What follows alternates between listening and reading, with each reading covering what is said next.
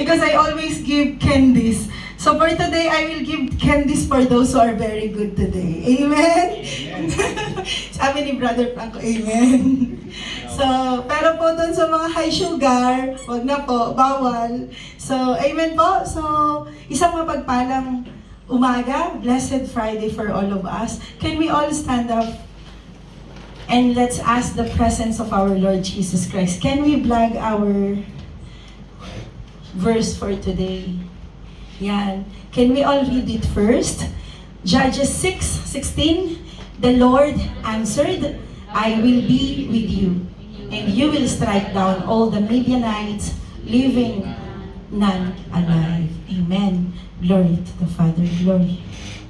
Glory to you, Lord, Lord God Jesus. Thank you, Holy Spirit. Thank you for your presence, O Lord God Jesus.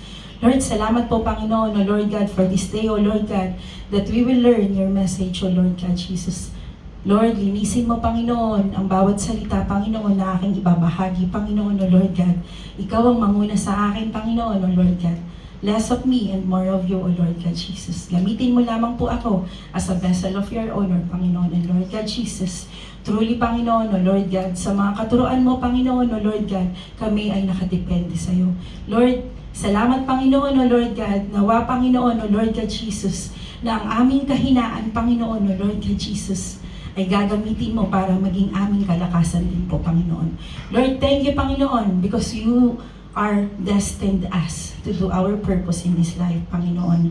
That's why, Panginoon, O Lord God Jesus, we will keep on searching you, we will keep on praising and worship you, and we will keep on glorifying your name on high, Panginoon. Sa Diyos lamang po ang papuri, in Jesus' mighty name. Amen. Amen. So sige po, tayo po yung magsiupo na po.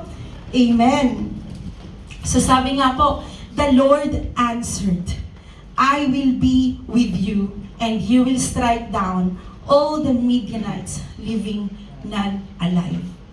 There is 5 powerful words there. Bilangin natin, parang di naman 5 yan. Ano po kaya yung 5 powerful words that God told us? Ngayon, magbilang tayo. Sige, bilang na. Magpala ito, hindi ito English. So saan po iyan, mga kapatid? 5 lang. Bawal ang 7, 5 lang. Ang sabi ng Panginoon, ito'y napakamakapangyarihang pangako niya sa iyo. At hanggang ngayon, noon hanggang ngayon, at magpasawalang hanggan, ito ang pangako ng Diyos sa iyo. Sige po, mabibigyan ng candy mamaya. Pag nasagot yan. Sige po, sino nakasagot? Ayun, si Sis Tessa daw. I will be with you. That is a 5 powerful words that God has given to us. And until now, pinanghahawakan po natin yan. Amen po ba? Amen. That's the answer of the Lord if every trials that we are facing and every weaknesses that we have, He strengthens us with the word, I will be with you. Amen po ba? Next slide. Yun. Siya po ay, ano po ang kanyang ginagawa? Nagmamarites po ba siya? Sa tago. Nagtatago siya. Nagtatago po siya. Madalas po sa ating mga buhay, tayo rin po ay nagtatago. Amen po ba? Noon hanggang ngayon, madalas, mas gusto nating magtago. Amen? Maraming bagay na pwede po bang tulong-tulong na lang po sa kaunlaran for those people. Yes, Brother JR, you can translate with your friends. So, there are some people who loves to hide, likes to hide, and instead of showing up, they like to hide, especially when the swarm of locusts came into their lives. Katulad po kanina, connected po na si Pastor Jun, tulad po nung sinabi niya kanina, minsan kahit anong ginagawa natin sa buhay natin, there are lots of peste in our life. Swarm of locusts. Meron talaga. Why? Kasi baka pwedeng hindi tayo nakadirect talaga sa Panginoon. Pwedeng meron iba tayong ginagawang Diyos. Pwedeng nalilibang tayo sa iba na hindi natin nababantayan yung harvest o yung blessing na pinagkakaloob ng Diyos sa atin. Amen po? This picture is a picture of Israelite. Isa po siyang Israeli na nagtatago sa mga Midianites. Sila po ang mga Midianites or ang mga kalaban. Kalaban ng mga Israel for 7 years. Sila po ay nagtatago because every time that they are in a harvest time, kinukuha po ang lahat ng mga ani nila. Kahit po ang kanilang mga alagang hayop ay kinukuha po. So instead of showing up at sila ay mag-harvest ng malaya, instead na sila ay kumilos ng malaya, sila po ay gumawa ng mga kuweba para magtago. Amen po ba? And that verse in the Bible that we will learn for today is in, sige po, Judges 6-7. Your destiny is greater than your trials. Do you believe that po, mga kapatid? Amen. Palakpakan po natin ang ating Panginoon Jesus. Because I do believe lahat po tayo here, we know our destiny. We are destined to serve Christ. We are destined to follow Christ. We are Christians and we are destined to evangelize and spread the word of God. Instead of facing our trials, facing our fears, and facing our adversaries, yung mga opponent ng buhay natin, our destiny is greater than that. Amen po ba? Naniniwala po ba tayo dyan? Kaya nga po, sabi nga nila nothing is impossible with God. Na kahit na tayo minsan, or hindi pala minsan, madalas nagtatago. Dahil na rin sa ating mga minsan, nasasadyang mga kahinaan, still, God always listens. God is always behind the scene, working at your life, mga kapatid. Do we believe that? That no matter what you are going through po, your destiny is greater than your dilemma in life. Amen? Amen. Sabi nga po, it may look hopeless for us sometimes. The things that are happening to us, it's hopeless. Parang napaka-hopeless na. Pero hindi naman hopeless romantic. Pero bakit parang ang hopeless na ng buhay ko? Ba't parang for 10 years hindi ko pa nakukuha yung mga sahod ko? Bakit for 10 Bakit for 10 years hindi ko nahanap yung soulmate ko? Bakit for 10 years ito pa rin ako? Still the same. Pag may nagtanong, "Uy, kumusta ka na, kapatid?" Same. Still the same. Yesterday, today, and I think for tomorrow is still the same. Bakit ganon? Hindi po natin nakikita yung tunay na destiny natin. Kaya po feeling natin we cannot go outside our comfort zone. Amen po ba?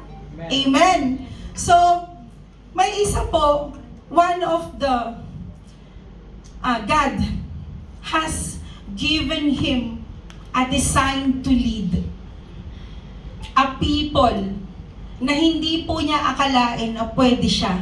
Kasi mahina siya eh. Katulad natin. Sometimes, we are giving a task to lead. Pero ang totoo niyan, nagda-doubt tayo, hindi ko kaya yan. Doon lang ako sa likod, magtatago lang ako sa likod. Kasi I am not designed to become a leader. I am not designed to lead. Doubtful pa kasi ako sa sarili ko kasi I know that I feel small. But you know, God will make you a greater higher in your life if you think that you are small in your life. Amen po ba? Amen. Hindi yan yung small, yung height ha. Yung nanliliit ka sa sarili mo. Yung pakiramdam mo sa sarili mo, hindi ko kaya to. Mahina ako. Akong pinakamahina sa pamilya namin. Akong pinakamahina sa grupo namin. It's impossible that I will become a leader. But you know, what's the good news, mga kapatid? That even though you think that you are smaller in your life, but God will make you greater according to your purpose in life. Amen?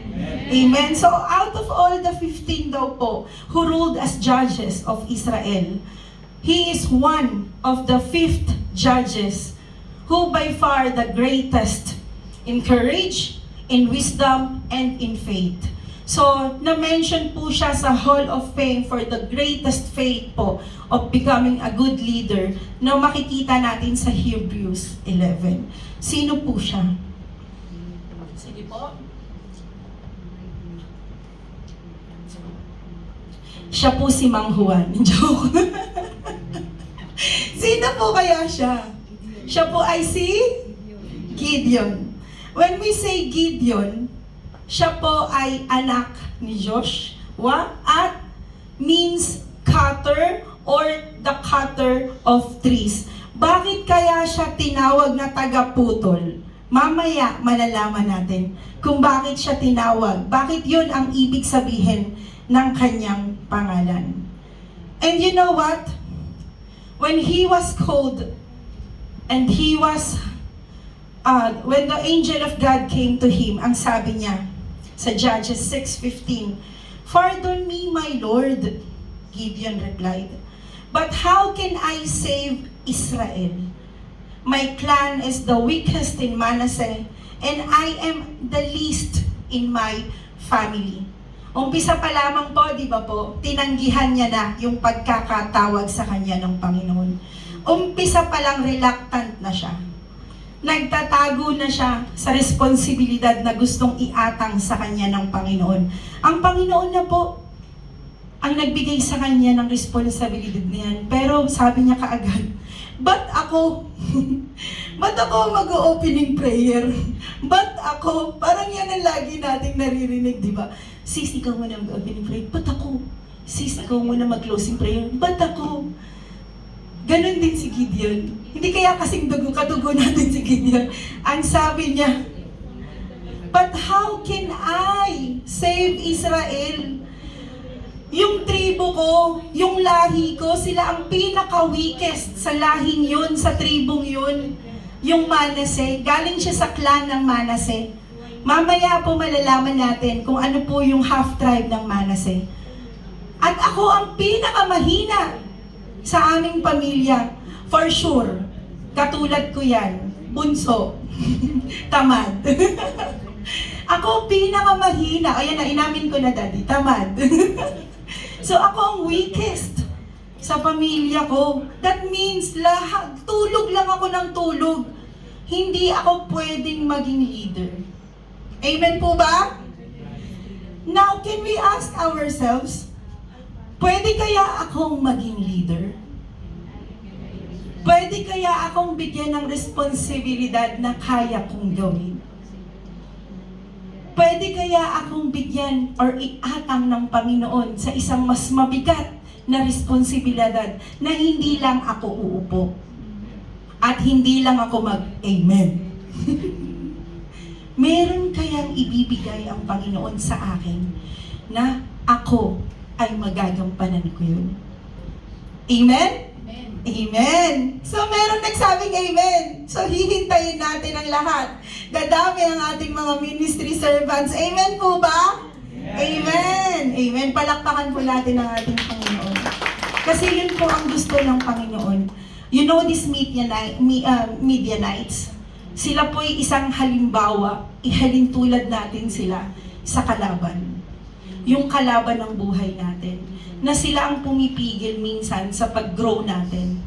Ito yung mga kumakalaban sa Israel for 7 years, na kinukuha nila yung mga harvest nila, kinukuha nila yung mga pinagpagura nila, pinukuha nila yung mga alaga nilang hayop, and for 7 years, alam niyo po, kung babasahin po natin yung mga previews nang namatay po si Joshua at si Moses, pakiramdam nila na pag-iwanan na sila. Ano pong ginawa nila? Sumamba po sila sa Diyos-Diyosan ni Baal.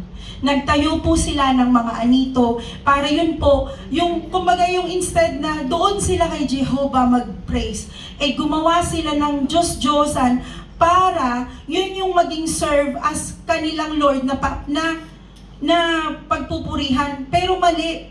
But you know what? is good for our Lord God, na kahit na alam niyang mali ang ginagawa natin, but once na tayo ay dumaeng at humingi sa Panginoon ng saklolo, handyan siya.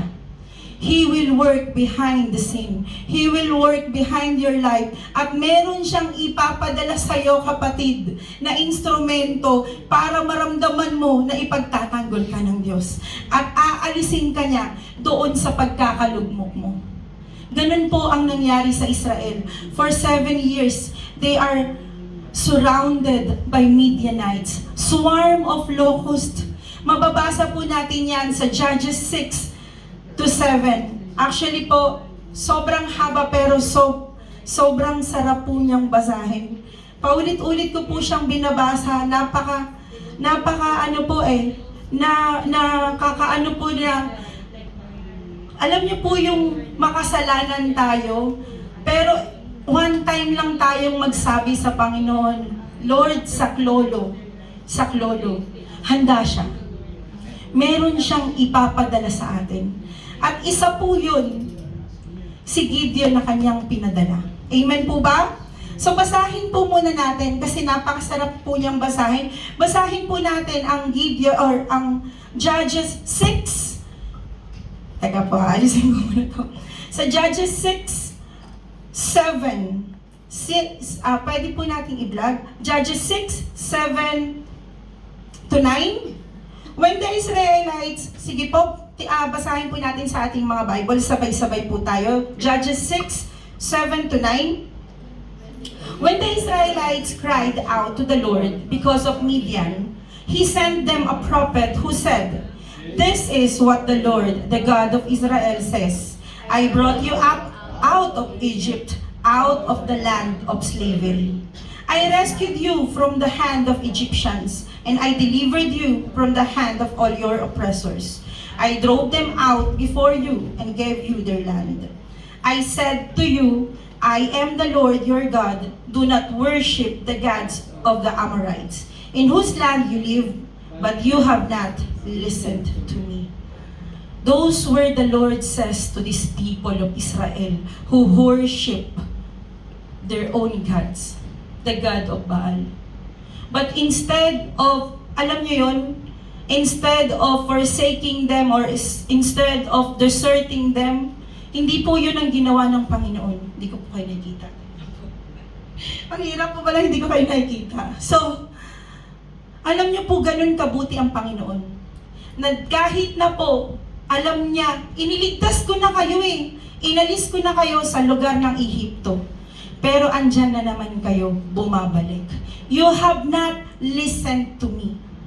But still, He sent a prophet to tell them that there is one person who will save you from that trials, from that dilemma, from that adversaries. And those are the Midianites.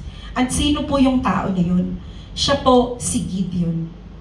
Kung ano po ang gusto ng Panginoon sa atin, ay ganun din pong dobleng gustong sirain tayo ng kalaban.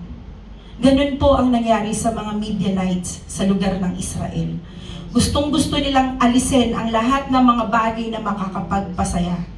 And sa atin pong nararanasan ngayon, those enemies likes to stole our happiness, our blessings. Sila po yung mga locust sa buhay natin. Hindi lamang po bastang peste yan Minsan po, kadalasan, yung sarili natin, kalaban din natin. Masyado tayong weak, masyado nating pine-preserve yung sarili natin doon sa tinatawag na feeling safe. Doon lang tayo sa comfort zone natin. Ito na tayo ito na yung kapalaran ko Pinarurusahan na siguro ako ng Panginoon dahil na rin siguro sa mga kasalanan ko. So dito na lang ako. Hindi na ako magre-resign kahit na pagod na ako. Dito na lang ako. Bahala na si Lord. Dadating ang panahon naman siguro, makakaligtas ako. Pero ayaw nating humakbang na baka naman sa paghakbang natin, mayroong pinasasabi ang Panginoon sa'yo. Tama na kapatid, tama na ang pagtitiis mo. Tama na yung niyayakap mo yung locust ng buhay mo. Umalis ka na dyan. Amen po ba? Amen.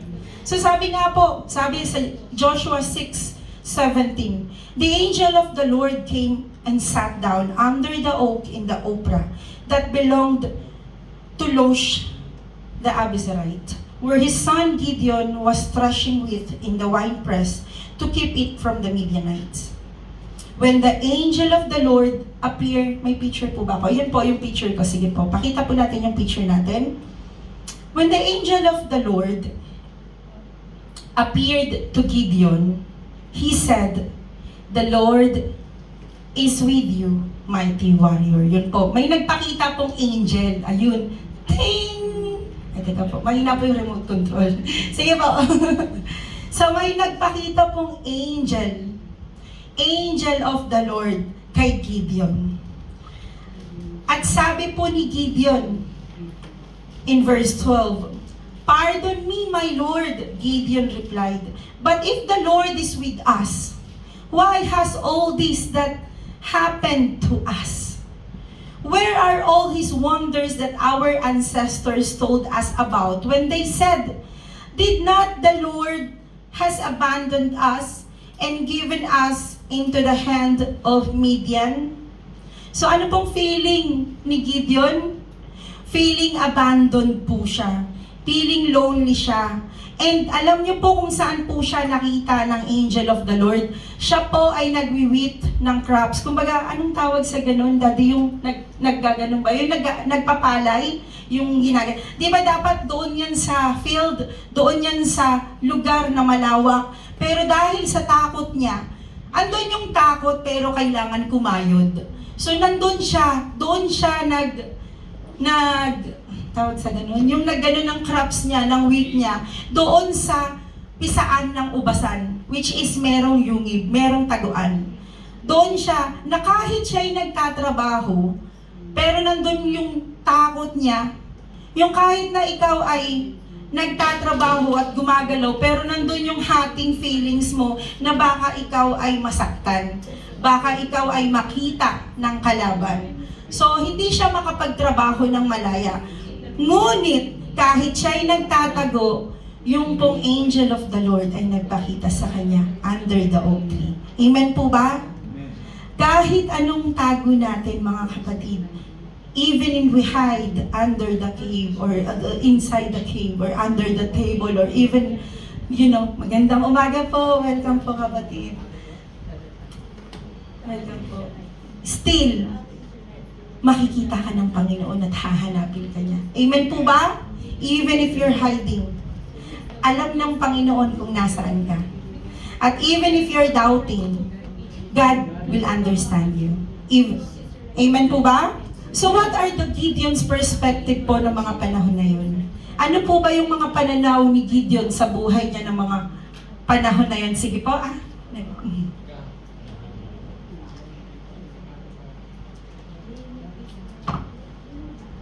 Number 1 po, na pananaw ni Gideon ng mga panahon na yun, is yung feeling of having fear. Nandun yung takot. Mababasa po natin ito sa Judges 6:11. The angel of the Lord came and sat down under the oak in Ophrah that belonged to Losh to the Abiezrite, where his son Gideon was threshing wheat in winepress to keep it from the Midianites.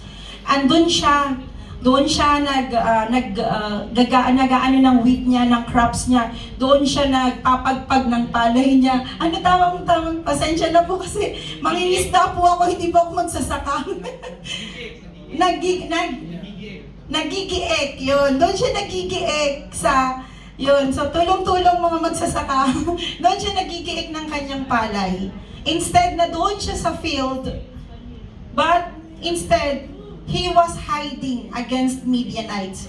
He was hiding, he has this fear, but andun po yung kailangan niyang magtrabaho eh. Yung kailangan niyang to supply, to provide for his family. And number 2 po na pananaw ni Gideon that time was the feeling of being abandoned. Iniwanan sila ng Panginoon sa 7 taon. Hindi niya naranasan yung kalayaan sa 7 taon dahil lagi silang sinasakop ng mga Midianites. At ang mga Midianites po na pumupunta Hindi naman po nila kinakain talaga ang kanilang mga harvest. Nanggugulo lang sila. Nagka-camp lang sila doon, nag-i-stay sila doon. Guguluhin lang nila ang mga Israelites. Guguluhin lang nila ang mga tao sa Israel. At pagkatapos nun, pagtagtuyot na ulit, aalisan na ulit na nila ang mga tao sa Israel. Sa 7 taon, ganun po ang nararanasan nila, ang magtago.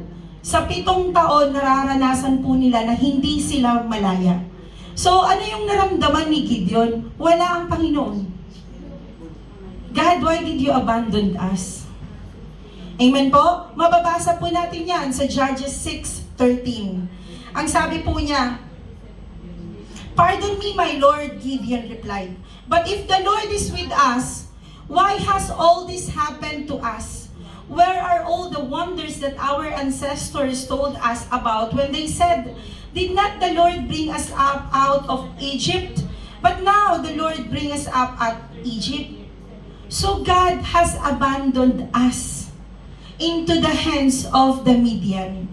Those were the feeling of those Israelites and even Gideon. And number 3 po, the feeling of being useless. Wala namang gamit kung siya ay lalaban. Anong magagawa niya? Mag-isa lang siya? Or yung mga kasama niya na naging patpati na sa sobrang payat dahil na rin sa gutom at dahil na rin sa takot.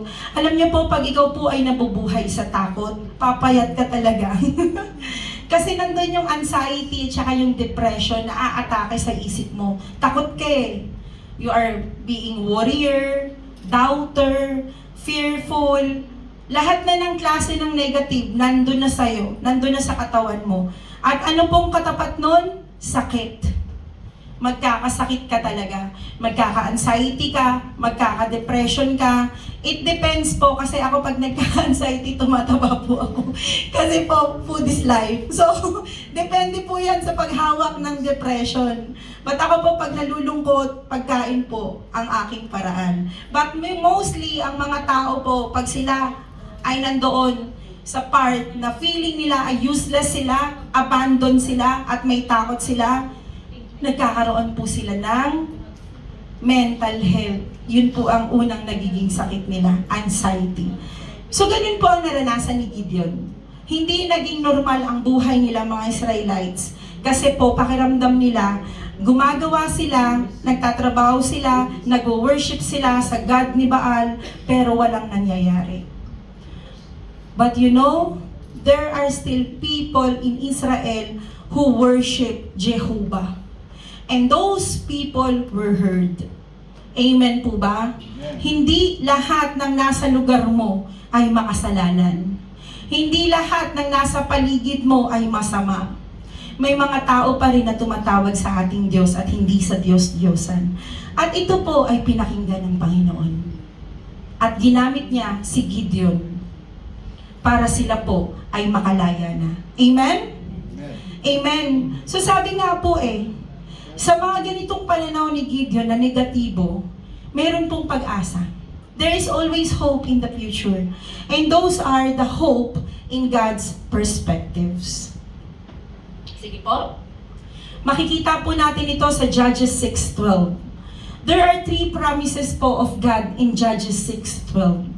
A promise of God's presence, a promise of God's work in your life, and a promise of God's protection. Sinabi niya po ito po yung ating main verse. When the angel of the Lord appeared to Gideon, he said, "The Lord is with you, mighty warrior." Those are the presence of God in our lives and even in Gideon's life and all the Israelites. The presence of God is with you, with us, with all of the people who believes in God. Amen? And the promise of God's work into your life. He will work into your life. If you may think that God is not working in your life, it's impossible. Yun pa lang when you wake up in the morning, when you already breathe, and we already said good morning, that is already the work of God in your life. Amen? God is working you until now. You are still in process. Like the life of Gideon, he is in process. It doesn't mean that God called Gideon for a purpose. One click, he's already a leader. No. Gideon work in progress. He feels small during those times that they were abandoned. He thinks that they were abandoned. But the truth is, God is working in his life progressively. Inaayos ng Panginoon that his weakness will be his strength in the future. That his doubt will be his security in the future. That his cowardness will become a mighty warrior in the future. And those things that God worked for Gideon, He will do it also for us. Do you believe that? Amen. Because God works in our life for good. Kaya nga po sabi di ba? Be still. Because, be still. Because, be still and know that I am God. Yun yung pangako ng Panginoon sa atin eh. And what are those 5 powerful words that always God tells us? I will be with you. Palakpakan po natin ang ating Panginoon. Yun po yung pangako ng Panginoon sa atin. And if God is with you, if God is with us, who can be against us? Even those Midianites are 135,000 soldiers, locusts, they even though are pestes in our lives. But still, the God's protection is with us. Wala pong, sabi niya, sorry may pumasok lang po bigla sa isip ko. Wala daw pong matigas na tinapay sa mainit na kape. Ayan na naman po ako, pagkain na naman pong naiisip ko. Pero totoo po yun. Wala pong mahirap sa Panginoon. Walang matigas na puso. Puso na lang, hindi tinapay. Walang matigas na puso na hindi lalambot sa pagkakatawag ng Panginoon sa iyo. Sabihin nga po natin yan sa ating mga katabi. Kapatid, walang matigas na puso sa iyong pusong malambot. Amen? Palalambutin ng Diyos ang puso mo. Mahal ka ng Panginoon eh. That is His promise. Yung presensya niya, His presence, working in your life, and His protection for you. For you, for all of us. And even in our families. Amen? Amen. So, ano nga po ba? Sige po. Ano po ba yung mga matututunan natin sa buhay ni Gideon? Number 1 po, na matututunan natin sa buhay ni Gideon is God sees the best in you. Mababasa po natin ito sa Judges 6:14 to 15. The Lord turned to him and said, "Go in the strength you have and save Israel out of Midian's hand." Putulin po muna natin dito sa part na to. Go in the strength you have and save Israel out of Midian's hand. Go in the strength that I have? Lord, are you sure?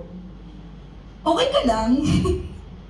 Parang kapag kausap mo si Lord as your friend, okay ka lang, bes? Ako, matapang? Sure ka ba? Anong strength pinagsasabi mo? Iniwanan nga ako ng pamilya ko eh. Wala nga akong kapera-pera kahit 50 baisa, walang laman ng pera. Tapos papupuntay mo ako ng city center, mag-evangelize ako. Eh paano pag marupok ako? Mga sale ang makikita ko, hindi ako makakapag-evangelize. Hindi ko kaya yan, bes.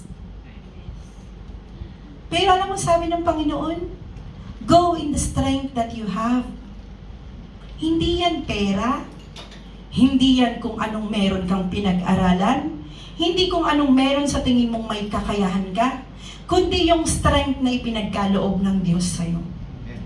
At alam mo kung ano yun? Yung buhay mo, kapatid. Hindi mo kailangang magkaroon ng maraming pera para ikaw makipaglaban sa mundo. Hindi mo kailangang maging may tinapos ka sa pag-aaral mo, professional ka, para ikaw ay makipagsabak sa mundo. Ang gusto ng Panginoon sa'yo ay ang buhay mo Dahil siyang nagbigay sa'yo niyan.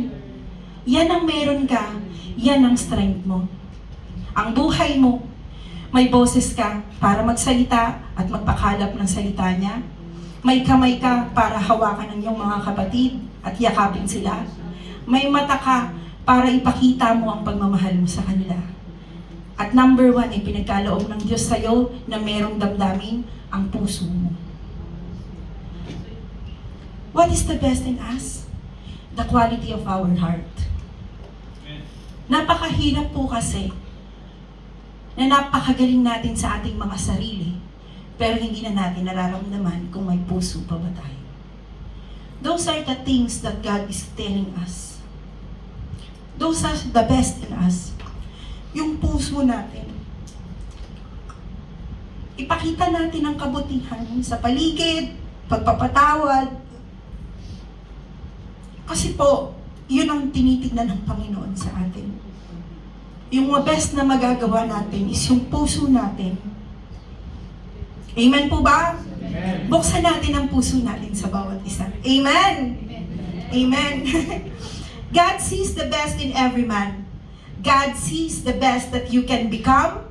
The enemy doesn't attack you. Sige po, slide po. The enemy doesn't attack you because of who you are. Hindi ka ina-attack ng kalaban mo, kapatid. Dahil ikaw ay ikaw. May inggit sa akin yan. Gandang-ganda sa akin yan. Nai-insecure sa akin yan. Haba kasi ng hair ko, straight pa. Kanya kulot. So, hindi yun eh. Hindi yung ikaw ang kinakalaban ng kalaban. Alam nyo, madalas mga kapatid, akala natin ang kumakalaban sa atin, yung tao na yun, ito si Sis Rosita, galit sa akin to eh. May inggit sa akin to si Sis Rosita. So, galit ako kay Sis Rosita. Huwag po mga kapatid. Kalaban po yun. Hindi po si Sis Rosita yun. Hindi yun yung taong yun. Hindi siya yun. Kundi atake ng kalaban yun na gusto kang atakihin at pahinain. Amen po ba? Amen. Amen? The enemy doesn't attack you because of who you are. Because of what you, but because of, professional to, mayaman to, I don't like you. But because the enemy knows of what you are becoming. Alam niya eh. Alam niya yung pagkakatawag ng Diyos sa'yo. Alam ng demonyo na tinawag ka ng Panginoon sa isang mataas na pagkakatawag. Kaya gagawa siya ng mga bagay para ikaw ay panghinaan ng loob. Amen po ba? Amen. The enemy doesn't attack you because of where you're at. Hindi ka niya ina-atake dahil ito ka na, posisyon mo na, presidente ka na ng Pilipinas. Presidente na ako ng asosasyon ng mga Marites. So ito na ako ngayon. So dati ako'y secretary, ngayon ako'y president na. Diba? Hindi yun eh. Ina-atake ka ng kalaban because where God is going to take you. Alam ng kalaban na dadalhin ka ng Diyos sa isang mataas na pagkakatawag. Gagamitin ka ng Diyos sa mataas na pagkakatawag. At pag nakikita niya na ang bunga mo ay humihitik, kakalabanin ka niya. Amen po ba? The enemy attacks you not because of who are you in this world. The enemy attacks you because there is a hope in the future for you that God reserves for you. Palakpakan po natin ang Diyos.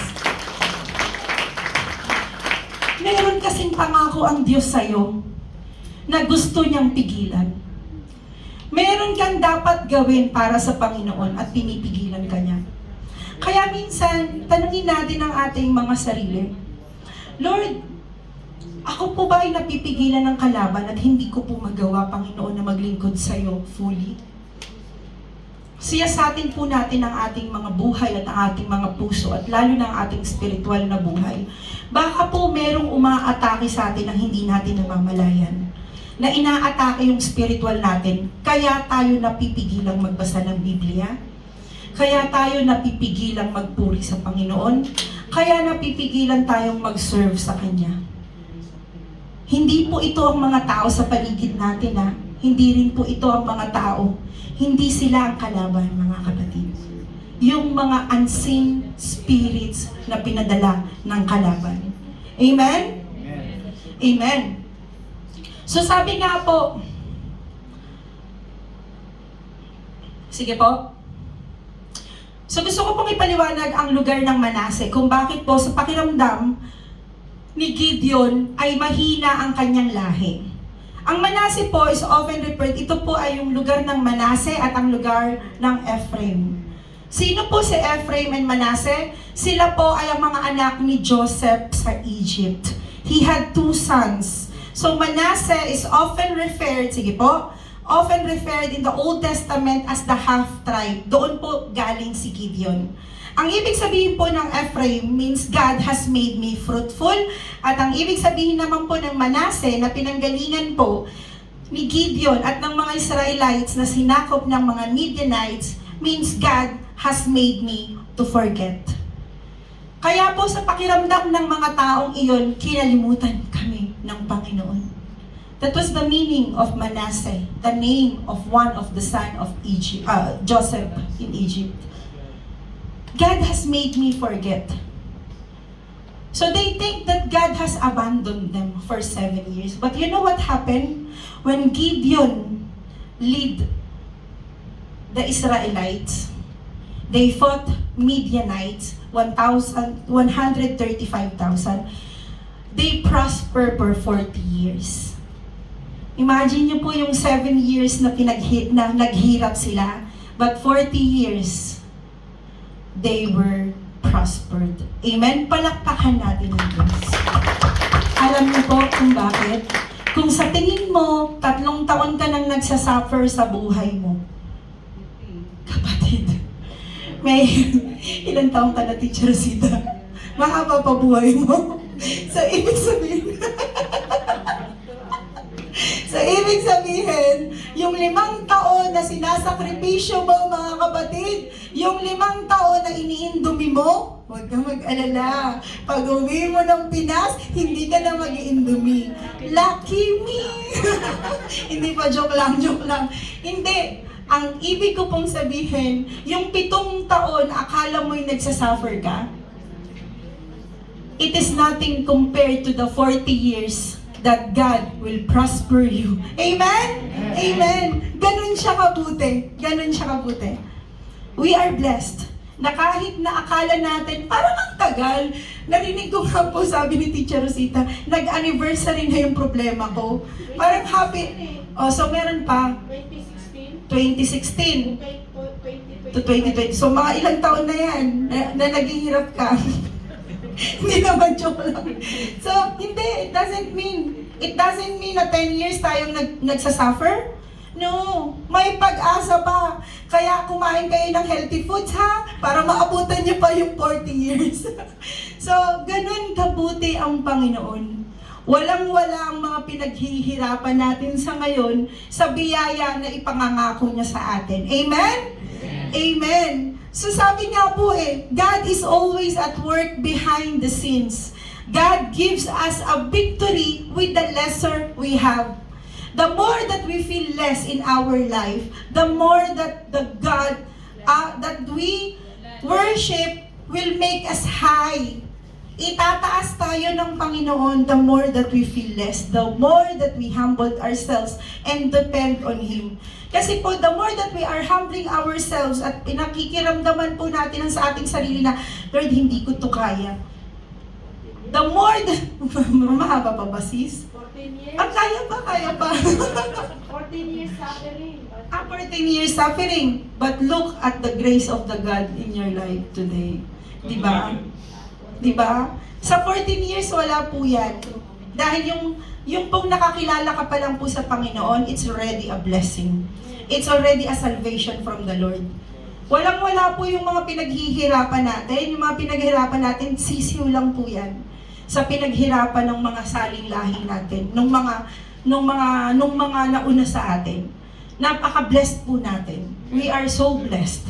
Alam niyo po kung bakit tayo blessed? Dahil ngayong oras na ito, nandito po tayo sa Jesus the Good Shepherd at nakikinig ng salita ng Diyos. Amen? Amen. We are blessed. That even though we feel less, God gives us a victory. Na even though that we feel lesser in our life, that we have this less, but God is giving us much. Ganun po kabuti ang Panginoon eh. That even though we feel that we are losers, we are the weakest, we are coward, we are reluctant, we are doubtful, we are warrior, but God gives us a victory. You know why? Because God always work behind the scenes. He will not tell you, halika, dali, sumunod ka sa akin. I will make your life better. Come, follow me. Hindi siya ganun. Nandun siya sa likod mo. Go, son. Go, daughter. Wherever you are, I will guide you. And if you are ready to look at me, I am just here at your back, working behind you. Ganun po kabuti ang Panginoon. Amen? Amen. So number 2 po na lessons na makikita natin sa buhay ni Gideon is idolatry is unacceptable.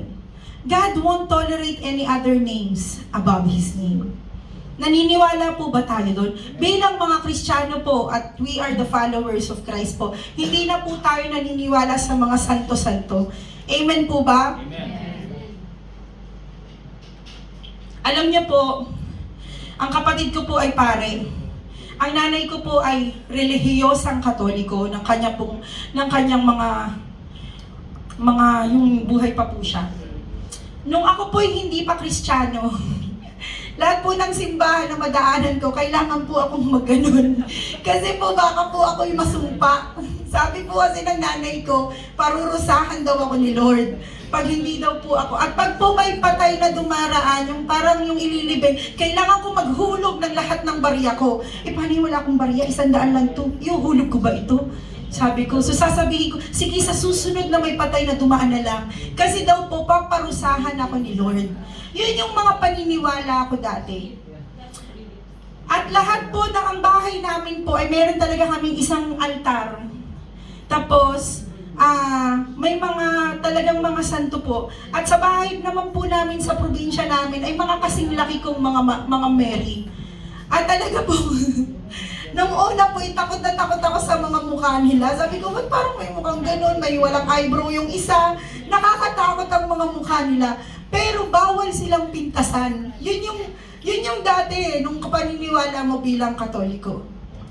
At nung ako po ay ini-start na po dito sa Jesus the Good Shepherd, nagba-Bible study. Actually po, marami pa rin po ako. Kasi ko nga po, ako po dumating dito sa Muscat, dumating kami dito na Katoliko pa rin po ako. Nag-struggle po ako kasi po, ang asawa ko po ay madaling kumbaga madali po siyang, kumbaga madali yung puso niya na umattend ka agad sa Jesus the Good Shepherd. Ako po ay medyo 50-50 pa nung una. Sabi ko, pwede bang samahan mo ako sa Ruwi Church? Tapos magsisimba tayo sa umaga sa Jesus the Good Shepherd. Kasi meron akong panata, meron akong nobina, hindi pa tapos yung 9 days. Tapusin ko muna. Meron po akong ganon kay Perpetual Help. Meron pa akong nobina ni Lord of Pardon. Meron pa akong yung kay Our Lady of Perpetual Help po na tuwing Wednesday. Talagang ganun po ako kadeboto. Idolatry. At ng mga panahon po na iyon, hindi ako'y bulag. Nabubulagan ako. At lahat po ng yan, at pag ako'y nagkakasakit or mag-a-apply ng trabaho, lahat po yan nakasiksik sa bra ko. Yung maliliit na nobina. Lahat po yan nakasiksik sa ano. Kasi alam niyo po kung bakit? Pinapahid ko po siya sa resume ko. Ganun po ako kadeboto. Ipapahid ko siya, tapos gaganon ko po siya sa katawan ko, tapos gaganon ko pa sa bibig ko. Kasi kailangan, bawat may labas sa salita ko, guided ni Our Lady of Perpetual Help. Pero po, nang ako po ay nakakapag-Bible study, alam niyo po, laking tulong talaga ng Bible study. Ang ganda po talaga. Napakalaking tulong po ng Bible study. Nung ako po ay nag-i-start ng mag-Bible study sa Jesus the Good Shepherd dito po sa ating church every Sunday, at nagkaroon po kami sa Rui every Tuesday, wala po kaming nilalagpasan. Kahit nga iba-ibang simbahan, basta may mag-invite. Malay ko ba na iba-iba palang simbahan? Sabi ko, ba't iba-ibang pangalan? Siguro katulad sa Catholic to, iba-iba lang simbahan. Pero iisa lang, hindi pala. Iba-iba palang sekta talaga. Lahat yun, naliwanagan po ako. Hanggang sa dumating po na pag umuwi kami ng bahay, tinitingnan ko yung mga santo ko, nakatingin sa akin. Natatakot ako. Ba't sila nakatingin sa akin? So tinatapunan ko na sila. Kasi hindi ko sila pwedeng itapon eh. Kaya pag uwi ko ng Pilipinas po, ipinalik ko na siya sa aking nanay. Sabi ko sa nanay ko, pero hindi ako nakipaglaban sa nanay ko. Huwag po tayong makikipaglaban ha, na huwag natin silang pilitin. Na porke tayo yung nakaalam na, eh, uy, huwag ka nang ganyan, huwag ka nang mag-ano sa santo-santo. Ano lang yan, figurine. Sabi pa nga po ng kapatid kong isa, anime. So, akala niya sa mga figurines ay mga anime. Sabi ko, oh nga, mga manga to, mga cartoon characters. So, ganun na lang yung tingin nila. Pero ang totoo po, galangin pa rin po natin sila. Kasi dadating ang panahon na sila po ay makakakilala na. At sila po ay makakatanggap na. Huwag po natin silang pilitin. Oy, kapatid, bawal yan. Hindi maganda yung ginagawa mo. Huwag po natin silang ganun. Huwag po natin silang i-condemn. Kasi ako man po ay dumating sa panahon na yon na nag-struggle po ako. Idolatry? Makikipaglaban talaga ako sa pagsinabihan mo ko dati. Na ako? Idolatry? Sinasabi mo? Sinabi to ng mga pare. Hindi. Huwag kang makikipaglaban. Hayaan mo at ipagdasal mo sila. Dadating ang panahon, magiging katulad natin sila, hindi na maniniwala. Pero ayun po, nakita ko po ang katotohanan. Every time na tumitingin na po ako sa mga santo-santo at sa mga figurine, natatakot na po ako, feeling ko tinitignan nila ako. So, yung spirito mo talaga, talagang mag-i-struggle na. Talagang makikita mo talaga na tutulungan ka ng Panginoon na magbago. Tutulungan ka ng Panginoon na wag sumamba sa mga Diyos-Diyosan. God won't tolerate any other names above His name. At alam niyo po bang hindi lang pong idolatry na santo ang sinasabi dito? Kundi yung mga K-drama, yung mga K-pop, yung mga artista, even yung mga asawa natin, huwag natin masyadong ina-idol yung mga asawa natin. Idolatry, huwag yan. Huwag mo masyadong sinasamba yung asawa mo. Sabihin mo lang ng I love you lang, pero slight lang. Si Lord pa rin ang number one. Wala kang ibang sasambahin kundi ang Panginoon. Hindi, ayan, idolatry, it doesn't mean that you idolize figurines, you idolize figures, but you idolize something that is more than God. Baka mamaya yung oras mo sa Facebook, yung oras mo sa TikTok, yung oras mo sa Reels, yung oras mo sa WhatsApp messages, baka mamaya yun na ang nagiging idol mo. Yung pagising mo sa umaga, may nag-text ba sa akin? So those are the things na idolatry din po. And idolatry is unacceptable. Amen po? Sabi po, basahin po natin ito sa Judges 6:24-32, pero hindi ko na po ito babasahin lahat, basahin niyo po ito sa inyong mga Bible.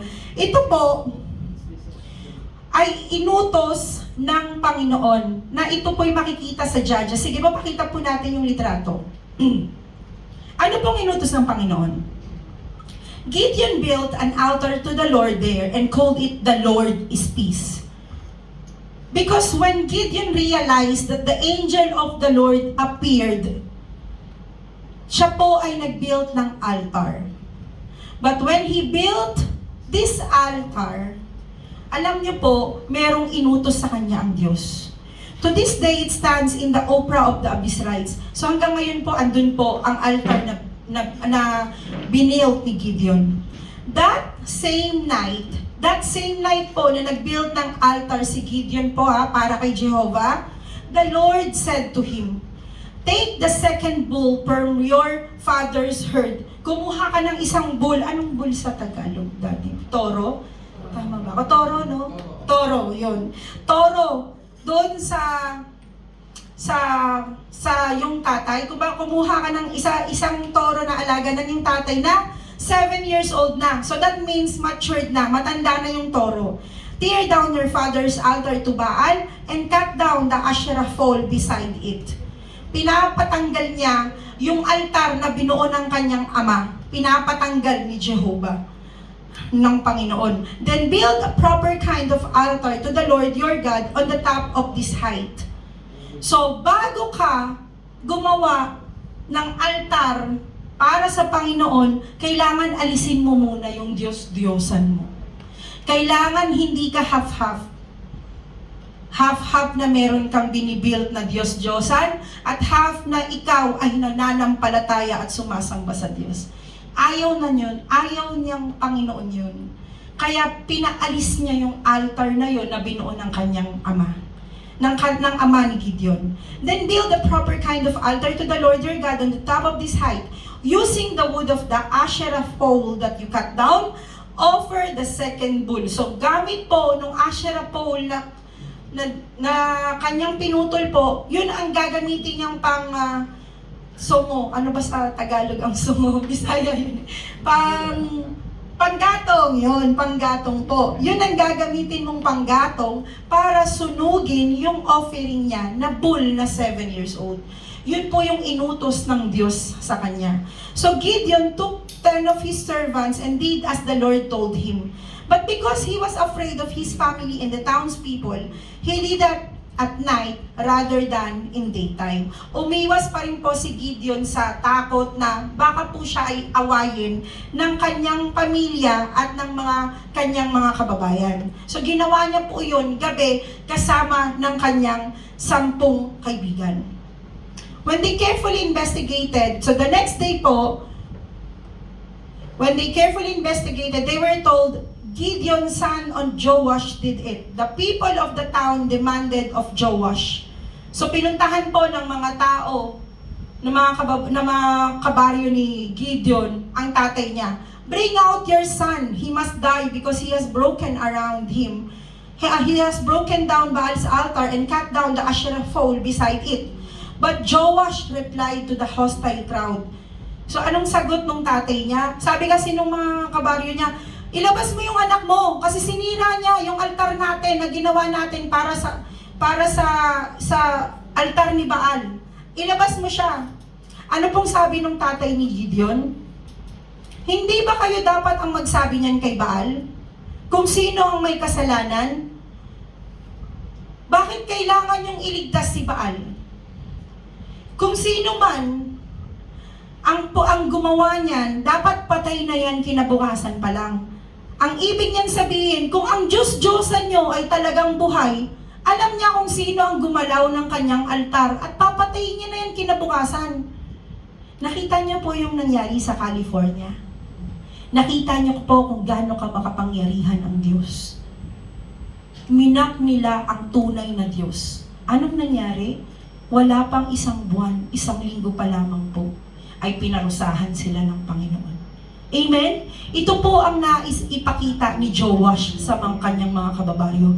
Kung tunay ang Diyos mo at nakita niya na sinira ang kanyang altar, dapat yung Diyos ni Baal ay lumabas at patayin ang tunay na sumira ng altar niya. Pero asan siya?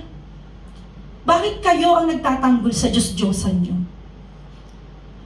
Hindi na gusto ng Diyos na meron kang ibang Diyos na sasambahin. Kasi kaya niyang ipagtanggol ang sarili niya. Kaya ng Diyos parusahan ka. Kaya ng Diyos anytime, ngayon pa lang, mahulugan ka lang yan, patay ka na. Hindi naman baga, ganun ang Diyos ka makapangyarihan. Kagating ka nga lang ng ipis patay ka na. Pag gusto ng Diyos. Kasi ganun ka makapangyarihan ang Diyos. Pero yung Diyos-Diyosan mo, kahit sirain mo yan, kahit sunugin mo yan, kahit putulin mo yan, wala yan. Hindi ka mahahabol niyan, kapatid. Magmas ka lang. Ay, susunugin ko lahat to. Itong mga anito dito. Sabihin, sino yun? Si Sistesa daw yun Si Sistesa. Huwag ka mag-alala, Sistesa. Walang hahabol sa'yo. Kasi walang kaluluwa ang mga Diyos-Diyosan. Amen? Amen. Yun po ang nais ipahiwatig ng Diyos. At sabi nga po sa Psalms 115, so ganun po ang nangyari dyan sa drawing na yan. So sabi po sa Psalms 115:4-8, "But their idols are silver and gold, made by human hands." Gawa ng tao. "They have mouths but cannot speak, eyes but cannot see. They have ears but cannot hear, noses but cannot smell. They have hands but cannot feel, feet but cannot walk. Nor they can utter a sound with their throats. Those who make them will be like them, and so will all who trust in them." Ayoko nang magtayo ng anito, baka mamaya maging manikin pala ako. So ang hirap po na kalabanin ang Diyos pag gumawa ka ng sarili mong Diyos-Diyosan. Sapagkat bakit po? Because faith in reality po. Yan po ang gustong ipahiwatig sa'yo ng Panginoon. Na even though you cannot see Him, but His presence, His Holy Spirit, you can feel it. And that is the power of God. Amen? Amen. So sabi nga po, idolatry can be anything that we can make in our life. Katulad po ng sinabi ko kanina. We have to come to a place where we have no gods before Jehovah God. Tayo pong mga Kristiyano, malinaw na malinaw po sa atin ito, di ba po mga kapatid?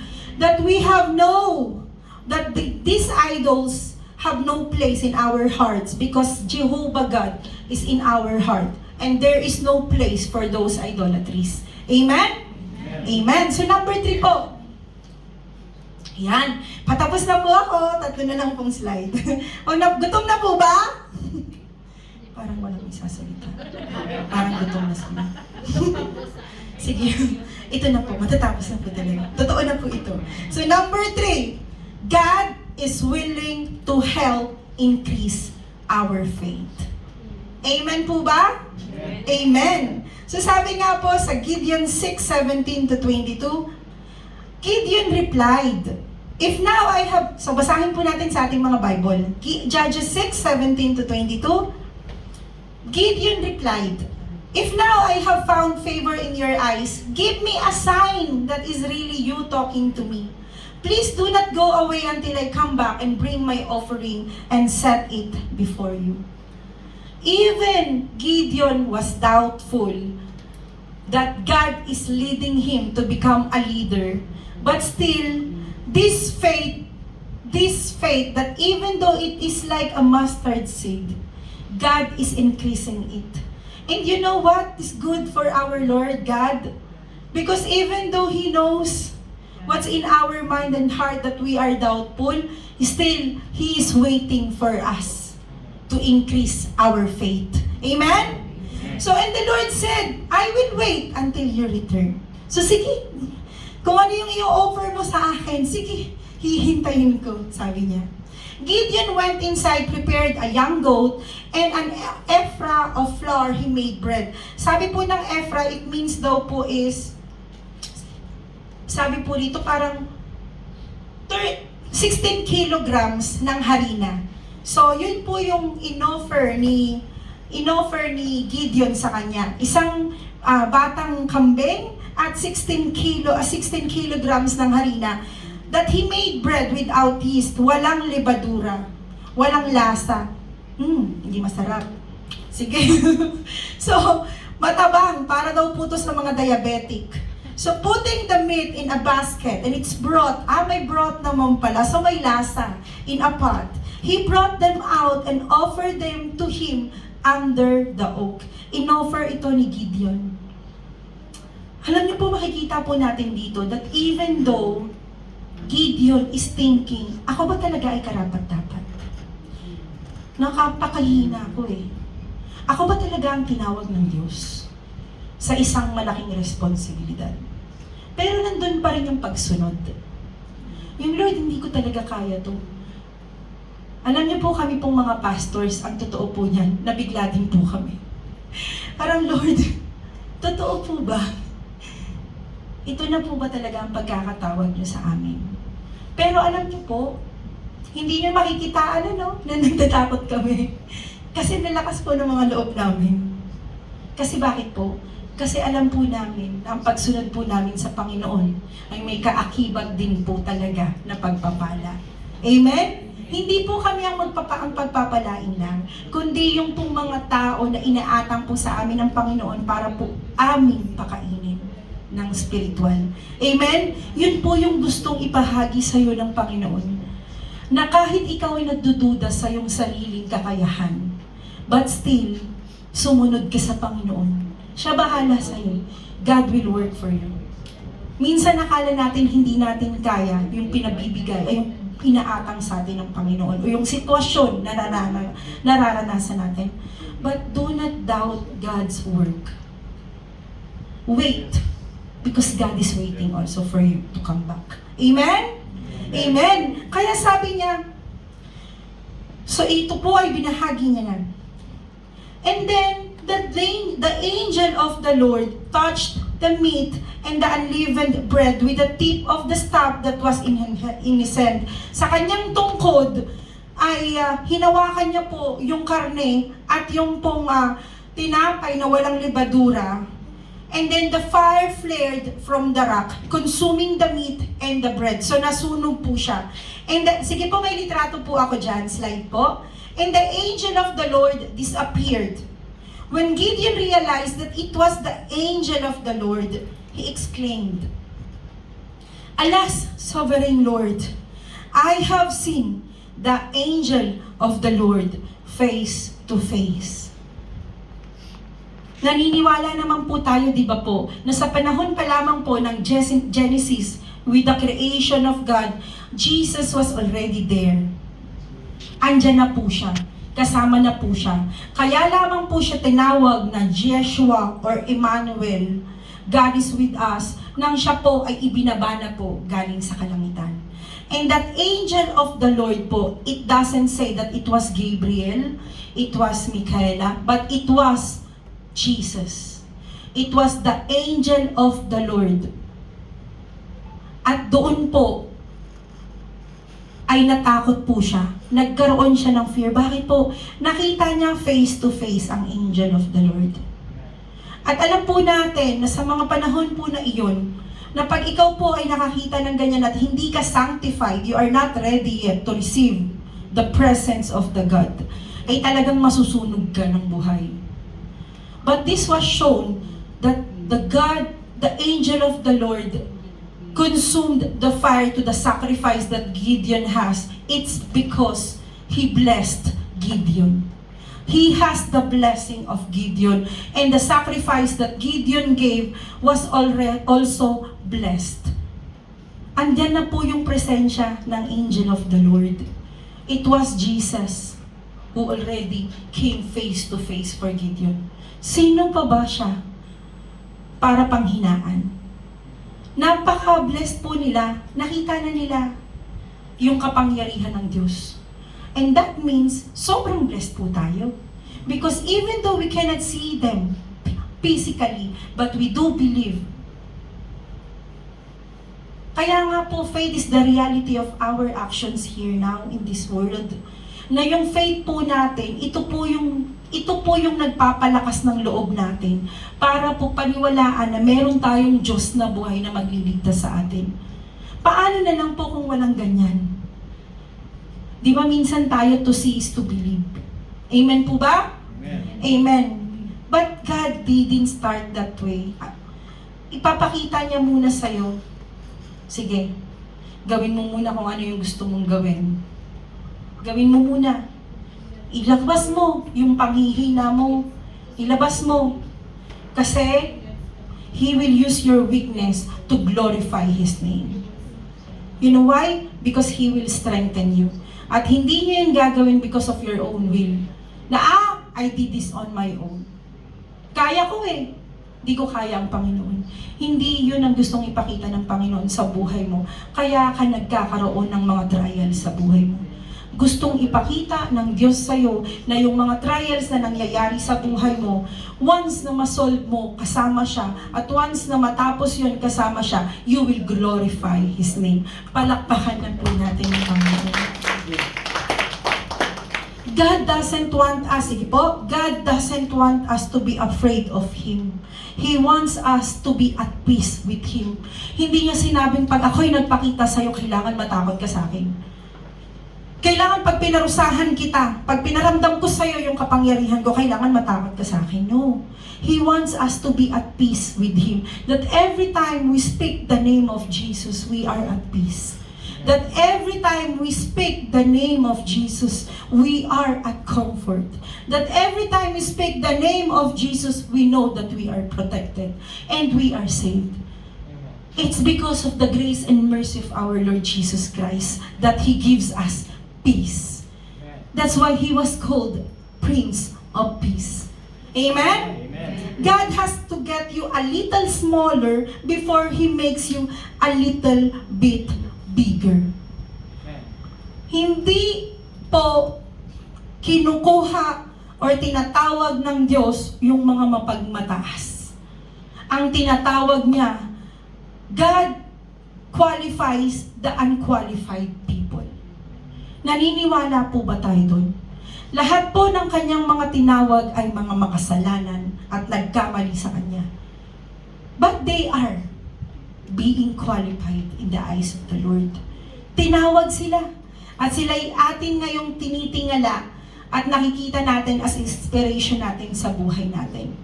Lahat po ng mga tao sa Bible po, bago po sila sumunod sa Diyos, bago po sila sumunod sa Panginoon, sila po muna ay nagkasala sa Panginoon. Pero hindi naman po, it doesn't mean naman po, pwede pala yun. So sige, magkakasala na lang ako ng magkakasala sa Panginoon. Hindi po. Ang ibig pong sabihin ng Panginoon ay hindi niya tinatawag yung mga hindi tumatawag sa Kanya. Hindi niya tinatawag ang mga tao na masyadong mapagmataas. Hindi tumatawag ang Panginoon ng mga professional. Hindi tumatawag ang Panginoon ng mga mayor, ng mga mayayaman, ng mga kilala, ng mga famous. Hindi po yun.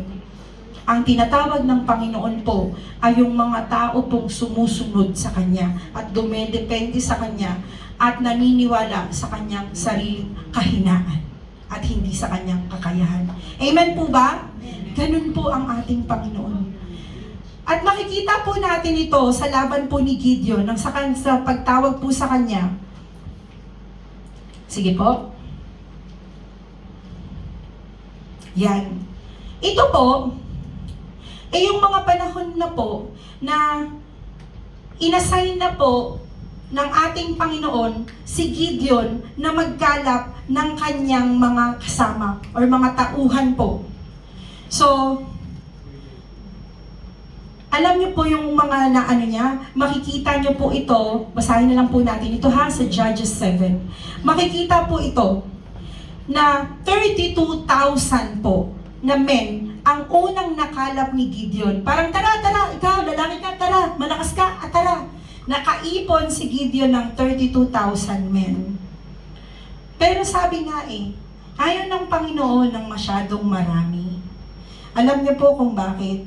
Kasi pag masyado na daw pong marami, ang iisipin na nila na pag nagapi nilang mga Midianites ay dahil sa sarili nilang kakayahan. Ito'y dahil sa sarili nilang lakas. At hindi na niya sila dedepende sa kalakasan ng Panginoon. Kaya alam mo niya po kung anong ginawa po ng ating Panginoon. Ang sabi niya kay Gideon, okay, sige, meron ka ng 32,000 men against 135,000 Midianites.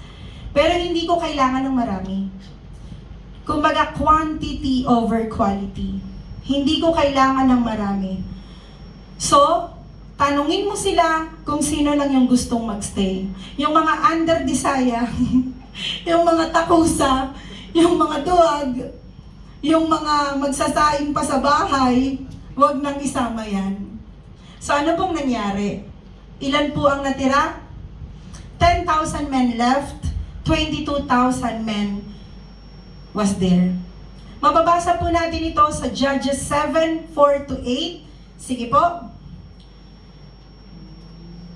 Sige po, basahin na lang po natin ito sa ating mga Biblia kasi mahaba po ito. So, akin pong ibubuod kasi alam ko pong gutom na po kayo. So, ang sabi po niya, marami pa rin yung 22,000 men. So, ito na lang ang gagawin. Piliin mo ang mga tao, ang mga lalaki, na sila ay iinom sa ilog na parang didilang parang aso. So, ito po siya. Yung nakatayo, siya po yung parang dumilang parang aso. At ang iba na mga tao, ang mga lalaki na luluhod at iinom mismo sa ilog, sila ay aalisin mo. So, sino po ang matitira? Yung mga tao na uminom na parang aso, hawak ang kanilang kamay at dumilang parang aso. Yun ang pinili ng Diyos na samahan si Gideon. Amen? Yun po ang sumama kay Gideon. 300 po sila. At mababasa po natin sa Judges 7, basahin po natin ito sa ating bahay na lang po. Kasi alam ko pong anong oras na. Mababasa po natin sa Judges 7 po, na itong mga 300 po na natira po, totoo lang po nakakatakot isipin. Ha? Paano lalaban? Kulang ang 300 versus sa 135,000 Midianites. Imagine mo, isa ako laban sa ganito kadami. So, sa akin, paano nila i-divide ang 300 sa 135,000? Ang dami, di ba? So, tig-magkano? Tig-ilan, Pastora Michelle? So, tig-ilan sa isang bawat tao? Kung 135,000 i-divide mo sa 300, so, ilan ang papatayin ng bawat isang sundalo? Ang dami, di ba po? Yun. Narinig ko kasi nagbibilang na kayo. So magkano kaya yun? Ilan kaya? Magkano po? Sorry, pero ang nasa isip ko. Nag-iisip po kasang sahod. so ilan po kaya yun?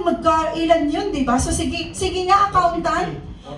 Take 450 per tao. 1,500 sa isang tao. 4,500. Papatayin ko. So ilan tayo ngayon dito? Ilan ako po kulang pa? Paano to? Ha?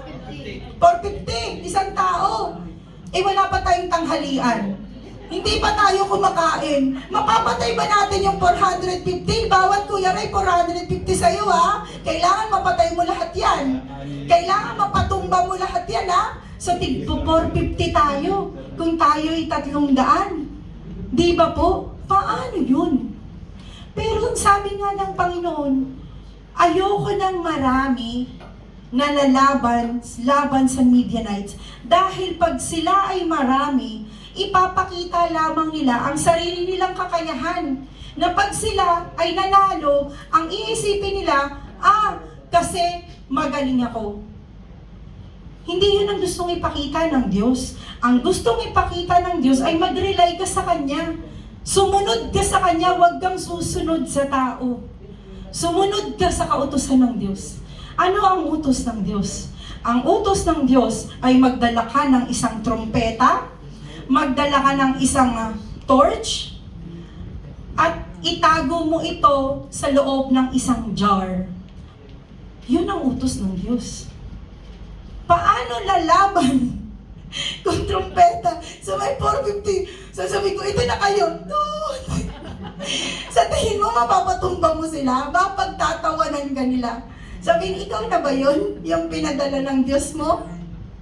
Isa ka lang laban sa amin, 450. Tapos tutugtugan mo ko. Pwede bang sayawan ko na lang kayo? Apat, pwede ba yun? Sasabihin mo sa kanila, sayawan ko na lang po kayo. Or po, kakantahan ko na lang po kayo. Pwede bang mamatay na lang po kayo by your own? Hindi ganun. Pero doon mo makikita ang kapangyarihan ng Diyos. Kasi ang sabi niya kay Gideon, inutusan niya si Gideon, pumunta ka habang sila'y nagpapahinga ang mga Midianites. Pumunta ka kasama ng isa sa iyong pinagkakatiwalaang kaibigan. Pumunta ka sa tent nila, meron kang mapakikinggan. Doon mo malalaman para makalaban kayo sa kanila. At sa pagpunta niya nga, bumaba siya kasama ng kanyang kaibigan. May 2 sundalong nag-uusap. Nag-uusap sila at sabi niya, alam mo na naginip ako na itong mga Israelites ay ginapi tayong mga Midianites sa isang nagro-roll na tinapay. At doon ko nakita. Alam niyo po kung anong sabi ng kasama niyang sundalo? Ang ibig sabihin nun ay ang Diyos ng mga Israelita ang lalaban kasama si Gideon. At nangyari yun. Alam niyo po, kung ikaw ay makakarinig ng gano'n, na yung mga kalaban mo, takot na agad sa'yo. Di ba? Victory na yun. Uuwi ka ng bahay na, wow, ang saya-saya ko kasi victory. Kasi alam nila, matatalo ko sila. Ganun po. Pero alam niyo po, hindi ganun ang pakiramdam pa rin ni Gideon. Nagtiwala pa rin siya sa Panginoon. Sumunod siya sa kautusan ng Panginoon. At ang inutos sa kanya ng Panginoon, ang 100 ay pupunta sa unahan at ang 200 ay pupunta sa bawat baligid. Paiikutan nila ang 135,000 ng mga Midianites. At alam niyo po kung anong nangyari. Ang sabi ni Gideon, pag narinig niyo ang pagtunog ko ng trumpeta, doon na kayo kikilos. Basagin niyo ang mga jar, at doon ay ilabas niyo ang inyong mga torch. Alam niyo kung anong sandata nila? Ang sandata nila ay ang torch at ang trumpeta. Isa lamang po ang pinakikita ng Diyos dyan. Napaka makapangyarihan ng ating pag-awit at pagtugtog sa Panginoon. Kaya niyang dumagundong ng kalaban. Sa tuwing nag-worship po tayo dito, nagpipraise at worship, nakakadagundong tayo ng mga kalaban. Nabibingi sila. Natataranta sila. Alam niyo po, ang laki pong tulong nun, na sa tuwing tayo ay nakakaramdam ng maraming kalaban na sumasalakay sa ating buhay, tayo po ay mag-praise and worship, dadagundongin natin ang kalaban. At tayo po ay magiging victory. At ano pong nangyari? Victory. Amen? Praise God. Victory po. Victory po ang nangyari. Sapagkat sinabi po ni Gideon, pag tumunog ang aking trompeta, ang sasabihin mo lang ay Gideon at ang aking Panginoon. At yun po ang sinigaw ng 300 tao ng mga Israelites laban sa mga Midianites. Si Gideon at ang ating Panginoon. Amen. Glory to God po.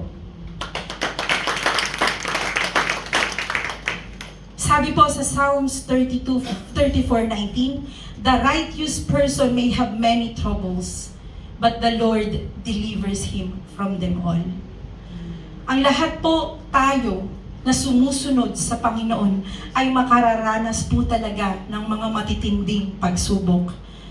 Ngunit ito po ay aalisin sa atin ng Panginoon sapagkat tayo po ay tunay na namumuhay ayon sa Kanya. Amen po ba? Kaya wag po tayong mabahala. Kung kaya po nakalabanin ng 300 ang 135,000 na kalaban, ano pa po kaya tayo? Sisiw lang po ang problema natin. Kaya wag po tayong magtago sa cave na every time po na tayo ay sinasalakay ng kalaban. Wag po tayong matakot. Amen po? Tough times can be times that we experience the most growth. The more po na tayo ay nakakaranas po ng mga tough times sa buhay natin, the more po na tayo po ay nag-grow, nagmamature po tayo kasama ang Panginoon. Amen po? Naniniwala po ba tayo doon? O ganun pa rin po tayo? Isip bata pa rin po tayo. It is in these tough times that God gets our attention. Kasi alam nyo, kung wala tayong tough times sa buhay natin, wala tayong mabigat na pinagdadaanan sa buhay natin, hindi po natin minsan napapansin ng Diyos. Minsan hindi po natin napapansin yung presensya niya na kailangan natin siyang tawagin. Kasi okay tayo, chillax lang ang buhay. Lord, sana ganito sana ganito lagi yung feeling ko. Yung pagising ko sa umaga, may magtitimpla ng kape sa akin. Tapos pagdating ko sa trabaho, ibibigay sa akin ng boss ko yung bonus. Parang everyday may bonus. Sa tingin mo ba? Tapos after nun, parang, huy, ang haba ng oras ko ngayon, pwede pa akong mag-city center, magsha-shopping muna ako. Parang ang sarap ng buhay. Alam niyo, pag ganun kasarap ang buhay, limot mo na kung sino ang nagbigay sa'yo nun.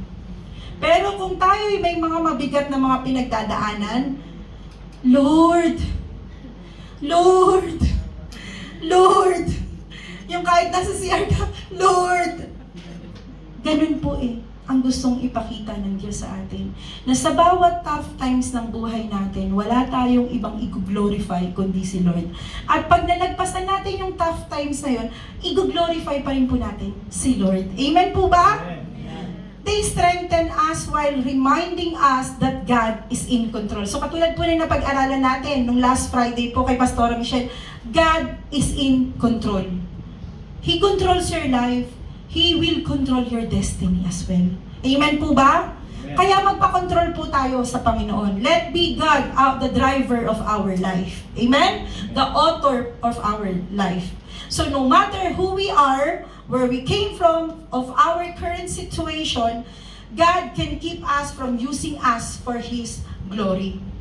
Kahit sino pa tayo, kahit saan pa tayo nanggaling, kahit ano pang mga relihiyong pinanggalingan natin na nagkamali tayo ng paniniwala, but still, God will uses us for His glory.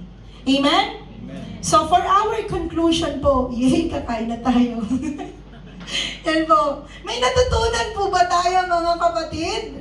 Amen. So meron po bang may candy mamaya?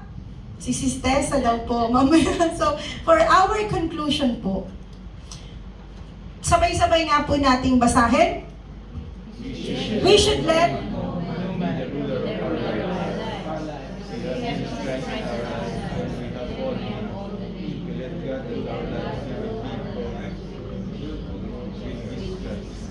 God is looking at the quality of your hearts. Serving God faithfully is not about quantity.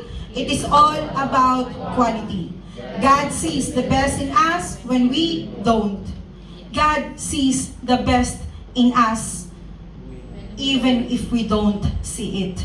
Kaya nga po, sabi nga po sa Judges 6:16, the Lord answered, I will be with you and you will strike down all the adversaries, all the opponents, all the trials, all the locusts in your life, all the things that is not for you, leaving none alive. To God be the glory po. Hindi po tayo pababayaan ng Panginoon. From the inside out of our life, God is faithful to us. Even though sometimes we failed Him. Amen po? But still, God is always inside and out of our life. Sabay-sabay po nating purihin ang Panginoon that every time we are singing and praising, worshiping God, dumadagundong po ang mga kalaban at sila po ay umaalis. Amen? Purihin po natin ang ating Panginoon at kantahan po natin ang ating Panginoon inside out.